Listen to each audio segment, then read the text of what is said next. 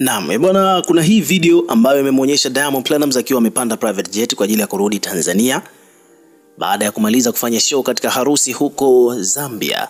Ni kwamba Diamond bwana ameonekana akiwa yuko kwenye private jet anarejea Bongo. Sasa moja kati ya vitu ambavyo vimemeke headline bwana huko mtandaoni ni issue ya Diamond bwana kumtania kijana ambaye anafahamika kwa jina la Noeli, na tunafahamu kwamba Noeli bwana ukimwangalia yuko na mikato fulani hivi ambapo watu wanasemaga kwamba hawa ni watu wa upinde. Sasa wakati wako mawinguni kwenye private jet, Diamond Platnumz akaamua kumtania Noeli, kitu ambacho kimemeke headline huko mtandaoni baada ya Diamond kuposti hiyo video katika kurasa yake wa Instagram pale juu katika Insta story.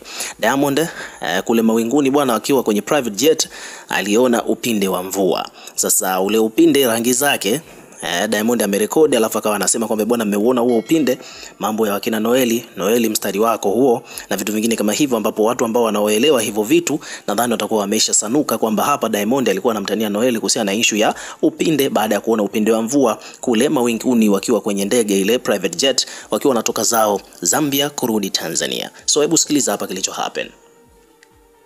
Kuna mstari utokea uzunguka hadi huko mstari. Mama rainbow kutokea. Ndio mvua.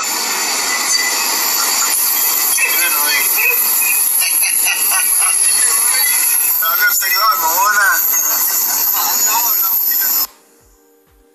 Yeah, so hiki ni kama kijembe alikuwa anataniana hapo na huyu Noeli. Umeona bwana. Sasa hapa watu katika comment section watu wamekuja kuweka maoni yao. Kuna mtu anasema kwamba bwana hapa amemaanisha nini? Hapa anaitwa Bobby Tanzania anasema kwamba bwana anatangaza mambo ya ushoga hadharani. Kwa anasema kwamba bwana huo mstari unaonyesha jinsi ndizi kwenye mchemsho inavyokuwa. Kwa anasema kwamba bwana bwana hebu watutolee makalio. Kwa sababu bwana Noeli amefurahi kweli kuona huo upinde. Kwa sababu bwana star gani bwana ana kila kitu ana rekodi. Kwa sababu bwana jamaa jao sana huyu.